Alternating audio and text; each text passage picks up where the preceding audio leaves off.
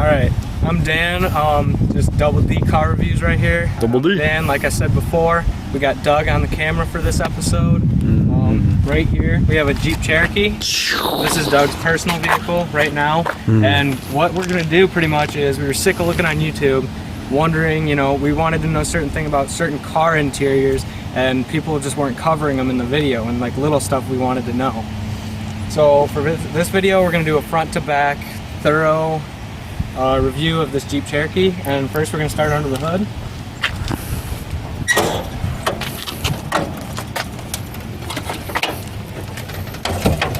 You got your 2 points, you know, so you can get a better look at the engine bay.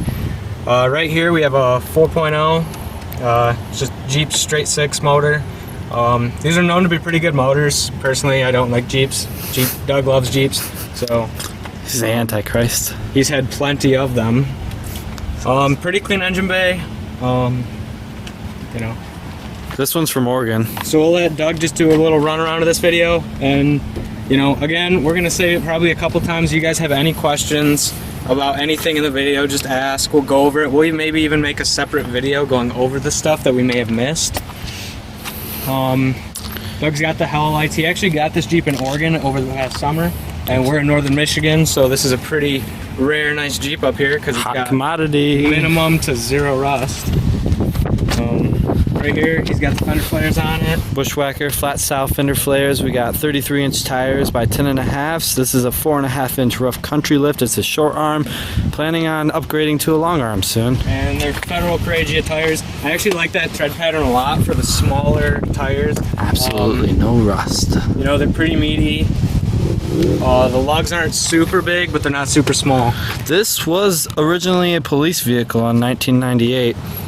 So you can see you have holes there, and on the outside of that right there, it's got an extended idler switch, so when they're sitting at idle, it's got really dumb gauges that I plan on changing out.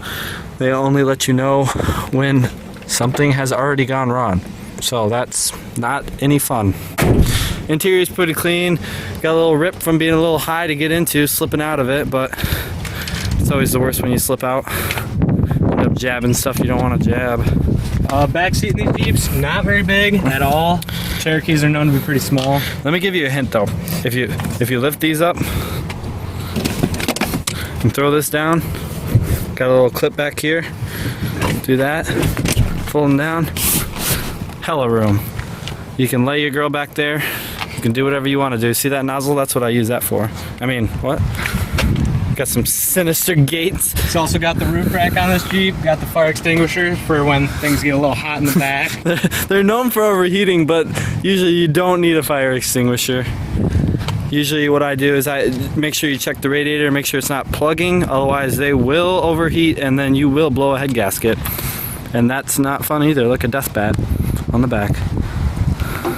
Alright, also in the back, for the roof rack, he's got these little clips. Take these off so we can get the back hatch open. So you got the rear leaf springs, they are add a leaf, they are not a block. The rear axle is a Dana 35, which are not good for trails. Dan's having a little hard time because this latch is a little weak. You gotta, here Dan, hold this. Push in on the bottom. Here, hold this. render. Okay. I see now. He sees now. It needs a little pressure sometimes. It's missing some plastic molding. Not too bad. I mean, all in all, it's a really clean Jeep, especially for this year. We have a spare tire that doesn't fit at all. I think that's like a size 29. Might not even touch the ground. I'm not even sure. No. These are 235 75 15s. Where actually, fun fact, that is the stock size that comes on these Cherokees. So I'm guessing that's actually the stock spare tire that came from the factory, which is pretty neat and pretty scary at the same time. Just give you guys a view of the other side real quick.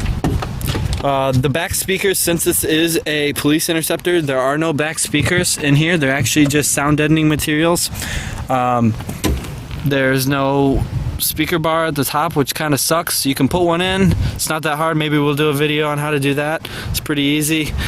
It's a good way to upgrade. This one has rubber matting on the floor, which makes it really nice for winter time. You don't have to have those husky liners.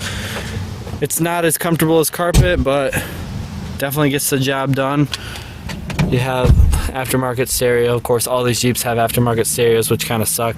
This one actually has the clip that works, which is nice. And these are my little toggle switch, handmade toggle switch for there. I like the idea of putting it right here because it looks clean and it's relatively easy. You can pop that off with ease, and there's so many different spots you can mount switches. I don't know why people get those ones that just stick on your dash. Kind of lame, if you ask me, my opinion. That's about it. Also, we'll post kind of the little stuff like axle specs and things like that in the description. It's nice to know because if you're watching a video I've done 1,000 times, I'm looking at a truck, I'm wondering, you know, what size lift of that, what company is it made by, is it a suspension and a body lift mixed? This obviously is not, but it's nice to know that those things without having to ask the person.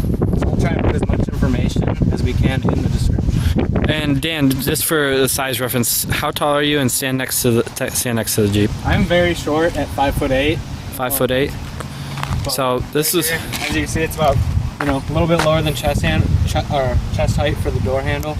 okay. My head's probably about where the little rain guard is that they put on this. Yeah, those rain guards suck, by the way. They're really awful. If I would have the chance, I would just take a die grinder to it, take them off. They just start rust everywhere. I mean, they're awful, to be honest. This one has, unfortunately, I don't have sway bar disconnects on it. They're just regular sway bars, but they work really well. This thing handles like a dream. I think it has beefier suspension. I can put the specs on that for police vehicles. They usually stiffen up the suspension, whether it be the lower control arms or the sway bar links or any of that. It just got a new radiator. Like I said, they're known for overheating, so I try to do preventative maintenance, which is a good thing we might talk about in another video. It's always fun. Little XJ decal, ghost decal, because I thought it was white, actually, to be honest with you, but it turned out just to be a ghost decal. This one, the gas thing's a little weird. This one, I guess the person that I bought it from lived in the ghetto, so they didn't want their gas siphoned. It's a good idea wherever you live. You know, it always sucks to think you have a full tank and get in and it'd be empty. I tinted the taillights, which are really nice. You pick up a can for like 14 bucks, paint it yourself, super easy. Little custom touch, nothing big. Also, as you can see right here, the Jeep does have tint all the way around. This is starting to bubble. We'll probably cover tint in another video. I might replace the tint on this one. Yeah, I'd like to do tint, you know, on a couple videos, try and do some back windows, try and do some side windows, and maybe even a tint strip at the top of a front window or a windshield. Yeah, tint's not too hard. You pay up the wazoo to get it put on. You might as well learn how to put it on because you could pick it up at a store for really cheap.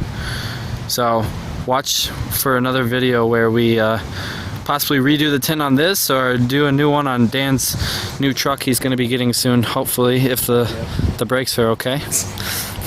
But yeah, we got some pictures at the end of this video we'll post, and we'll do it. We're gonna cut here because we're not very good at video rendering, and so we're gonna do a test drive here in a minute. Stay tuned. All right, guys, we are now on the inside of Doug's Jeep. Getting ready to take a little test drive, give you a little like review of the inside. Older Jeep Cherokees, obviously, you know, pretty simple little cars on the inside and outside. Some people like that to work on and everything. They are really simple cars, which is nice. Just give you a little review of the inside. Glove box, not the biggest, but you know, it's a glove box. It shuts solid. It's okay. Yep. Vents. Aftermarket radio, obviously. Sits in there pretty well. Most of them have that.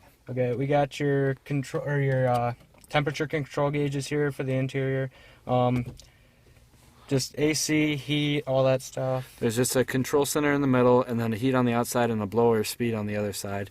Down here we got your cigarette lighter, rear defroster, rear windshield wiper, and obviously just the power outlet. Yep. Doug does have his own little toggle switches around this car for different things like the lights in the front, stuff like that. Little tray, I'm guessing, you know, change, ashtray, whatever you're going to use it for. I'm going to use it for actually mounting switches in there. They work really well if you pull that full ashtray part out. And then this is all solid through here. All hollow, I meant to say. All hollow through there, so you can run wires all the way back there from your engine compartment and put little switches in there, which is really nice. Two little cup holders, obviously. You got your e-brake right here. Open this up, pretty spacious. got some Tic Tacs in there. Freshen your breath.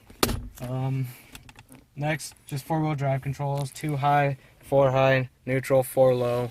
And to get into 4 low, so that you don't break anything, make sure that your shifter knob itself is in neutral before trying to shift into 4 low, because you will break it.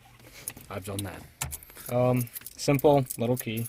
This one doesn't have a fob, unfortunately. The gauges in this thing, there is no tach. You got fuel, speedometer, and then just little dummy lights. But this isn't the actual gauges. Like, these are dummy gauges. They come with one with where the fuel is right now is where the tach is, where the RPMs go, and then you have the speedometer, and then you'll have actual gauges for your battery voltage, your oil pressure up in the top right, and then temperature bottom right, and then fuel.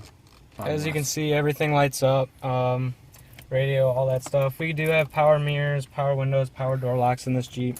They might not all have that. We'll start it up. All right. You guys can see, fires up pretty good. Doug did say this Jeep actually just has a stock exhaust. Sounds pretty good for being stock. It's not too loud, not raspy, nothing like that. I actually hate it, to be honest with you. I mean, like, honestly, you could throw... I had thrushes on my other Jeep XJ, and they sounded fantastic. What really sound good are Flowmaster 40 series. They're made for off-road, but honestly, they're quieter than most really loud trucks on the road. And they have a really good tone when you hitting higher RPMs, which these 4.0s do a lot. They're not really... I mean, they're torquey, but they're not... You spend a lot of time in the higher RPMs. All right. We got a solid brake pedal. That's always good. That's always good. Done some test drives where you get in and the brake pedal will surprise you. Shift and reverse real quick. Good solid shift, reverse. If you hear a clicking noise, it means that the shift linkage aren't tight or you have a bad transmission. And that's, I mean, not a bad transmission, but one that might be on its way out. All right, we got drive now. Just head around the parking lot real quick.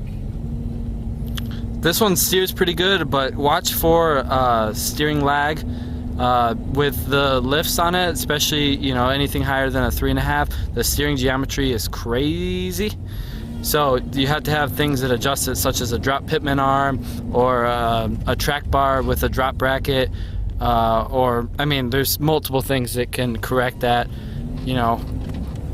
And you can actually tighten it at the steering box. You don't want to tighten it too tight, otherwise the gears get weird and they, do all kinds of weird things. So right now we're just heading around the parking lot area. We may do future videos at highway speed, show you how the lift is, show you how it rides with the lift, this tire combination, things like that. For right now, it seems to be good. Steering wheel's nice and tight. Besides that, everything seems to be great. The tires are a little noisy, but they're 33s. I mean, they're not huge, but they got some good tread. Yeah, you're gonna get some noise. We're probably gonna cut most of this.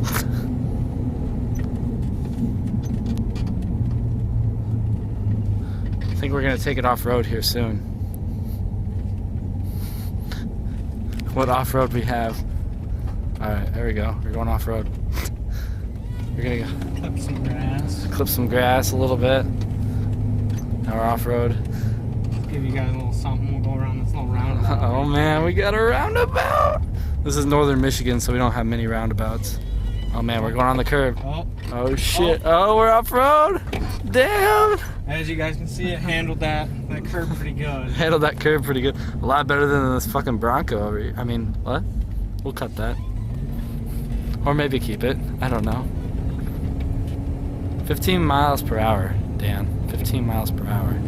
There's nothing you can do about that.